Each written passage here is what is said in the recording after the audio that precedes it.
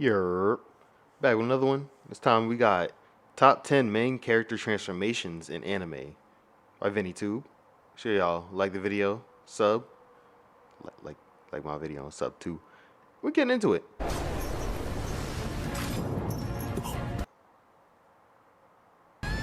In real life, when you get hit, you either take the beating or you fight back. When you get hit in anime, you put a quick transformation that ascends you in the power hierarchy and then start punching back with arms wrapped in plot armor. With nearly 2 decades of anime material, I decided to select 10 of the most epic main character transformations in anime history. And by epic, I mean it either changes the course of the main character or story, either in a good way or a bad way. Before moving on, make sure to subscribe to our channel for more content like this, because there's a lot more content coming your way. With that said, here comes the 10 most epic anime MC transformations of all time.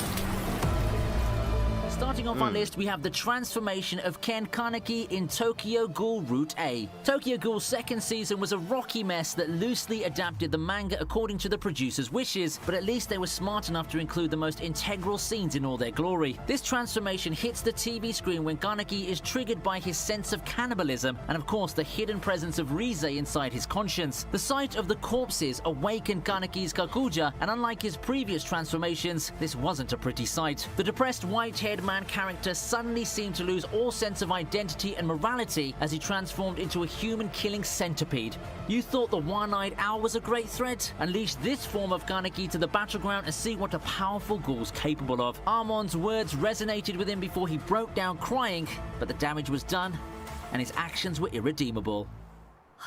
Crazy, like every time I see Kaneki, it's like this man is a completely different person. Like, he goes like timid, like weak. Then he's a savage. And then all of a sudden he's a school teacher / cop. And then all of a sudden he's like super savage.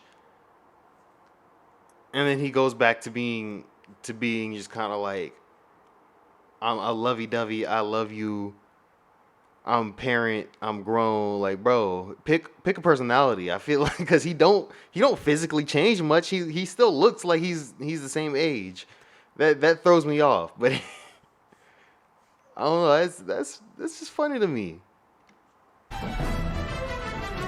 Next up, we have Shinji's transformation from a lonely introvert to an overpowered god in Neon Genesis Evangelion 2.0. This movie's title was You Can Not Advance, but ironically, the weakest character in the series transformed into a weapon of destruction during the movie's climax. What's the cause of this transformation? Love, of course. In the final part of the movie, things were desperate. And speaking in terms of Evangelion, you should know desperate means absolutely and utterly messed up in a way of no recovery. Asuka is dead, Nerve is on the brink of collapse, and Rei's almost gone. So it's time for Shinji to advance. His emotions for Rei triggers the power inside the Eva, and rising up once again, he breaks the barriers of the Angel to save Rei, who's trapped inside. The sequence was tragically beautiful. The sad and depressing music in the background, the color schemes, and Anno's symbolism splattered everywhere. I'd like to say that this transformation was the best scene of the whole movie.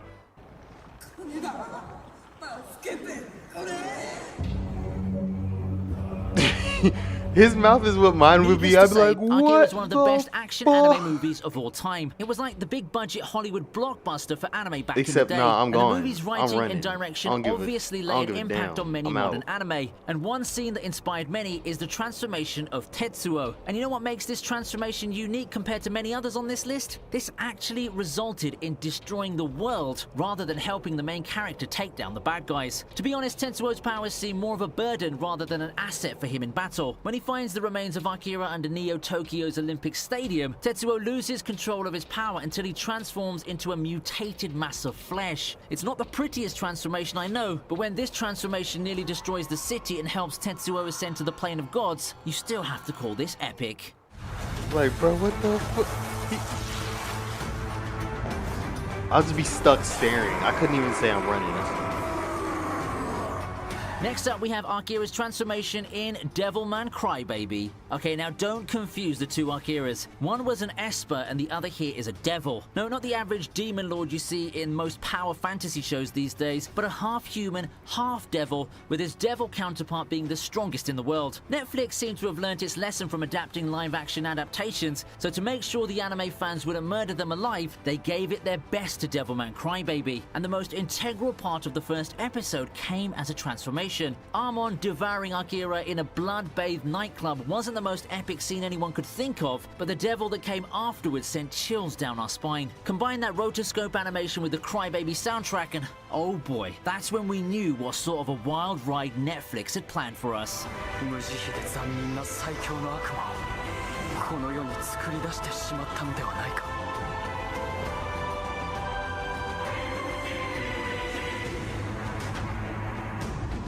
That was capturing. That was interesting as hell. I was so captured just now.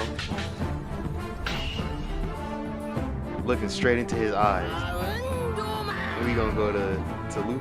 Coming up next is Luffy's Gear 4th transformation in One Piece. One thing I love about One Piece is that Ichiro Oda knows how to use a unique power in an interesting way. This transformation relies on the power of elasticity and compression of the Devil Fruit, and by creating more pressure within his muscles. Luffy... Every Devil Fruit would be trash normally, but everyone has a good way to use it, and like that shit cool. Except for like the obvious ones like slow. But all the Logia, it would be trash if you didn't have like good ways to use it. Like yeah, you can shoot lightning. Like that's as far as you think you can go if you're a trash user. But some people like will realize they're actually made of lightning. Like that shit cool as fuck. That's layered detail. That shit cool. Able to compress the power using armament haki. To the outside, he might look like a jumping rubber ball, but you have to wait till he starts the punching. Similar to Gear 3 before the time skip, the Gear 4 transformation takes a lot of energy from Luffy, so he'll have to do maximum damage to his opponents within a few seconds. But, needless to say, when you've got high pressure rubber arms, that's enough to snap an average man's body after just one punch.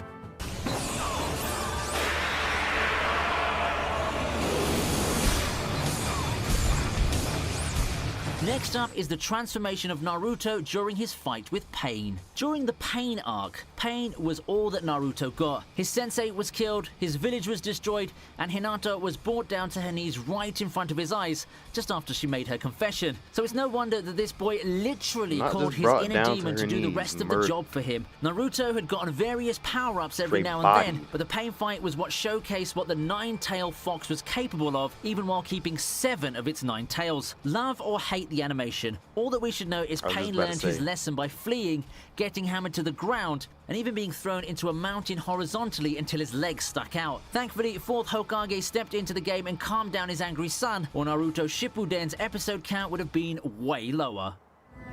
There'll be a lot less filler too. A lot less. That boat ride was ridiculous. Then the war was worth it, so. Coming up next is a Shinigami taking things to the next level when Ichigo transforms into a Vasto Lord in Bleach. Okay, let's admit it. Ichigo took his fair share of beatings in the first few arcs of the anime. Thus, the writing had to survive through a pretty basic formula. The bad guy kicks Ichigo's ass, and he pulls up a power-up and uses the Uno reverse card. In this case, it was his second round against Ulquiorra, and he desperately needed a power-up to take down this Espada. Turns out Orihime's words may be the trigger in this case. They say screams of love can bring you back from the dead, but Ichigo literally proves this by awakening in his new form with the resolve to protect Orihime. The next stuff that happened? Well, no surprise there. Our white-faced Espada learned the lesson of underestimating random people who tried to attack the Arrancar. In terms of character design, I like to say this is Ichigo's coolest transformation to date. I'm gonna have to go back and rewatch that fight. I'm not gonna lie. I've always said I'd not like it's my least favorite fight in Bleach, but maybe I just need to re-immerse. I'm gonna just watch that whole last arc again. I'm just gonna go right through that and just to get to that point. I don't know, it might have just been too long, but the Bankai, like when he first got his Bankai, that right there, that would have been my choice for the list. But you know, I was lost in it for a second, so I'm gonna definitely try that again. Coming in at number 3 is Goku's Ultra Instinct in Dragon Ball. At times, even I was surprised how this show went from simple martial arts to fights between gods. But hey, with each transition we got a new transformation. Goku's Ultra Instinct separates his conscience from his body, giving him more flexibility and agility while using skills of martial art combat. Needless to say, this isn't what you would achieve in your yoga meditation session. Since it's difficult to master, the one who masters it would get the power to swat down even the most powerful gods in the universe. And this time, the guy to earn that swat was a member of the Pride Troopers. Jiren was considered as one of the strongest mortals in the multiverse, but needless to say, he wasn't the main character of the show, so it was time to take a back seat. It was sad to see Goku lose his power due to the form's imperfect state, but let's give the guy a position on our list, because this is about epic transformations and not about victories. Oh no, okay, I was about to say something about Dragon Ball, but this took it away from me. Naruto isn't the only one who was awarded with a transformation because of pain. He was the pissed. Literal pain, I mean. Because you've got that one level higher with the transformation of Gon. Kite's death triggered all the guilt and sorrow Gon's been hiding inside him, and these personified by transforming Gon into a more adult self. In truth, this was because of the massive amounts of Nen stored in Gon's body, and when all the stored energy was released, it wasn't something pretty. Gon's unstable mind made a contract as his conscience had completely broken down, and the ultimate price was paid: his life force itself, his future, and all his potential. Pito learned what every anime villain learned over time: never to underestimate main characters who can pull a power-up. And he learned this the hard way. And by hard way, I mean getting kicked up to the sky and then being punched with an immensely powerful punch. The downside of this transformation is that it could have resulted in Gon's near death. Hunter x Hunter's known for its unique power system with the give-and-take philosophy, so it's not a surprise that Gon had to survive a long time in a hospital bed as a repercussion. Yeah, because his soul hurt. His soul felt that anger and pain and anguish. It took over. Made him want to kill everything and everybody.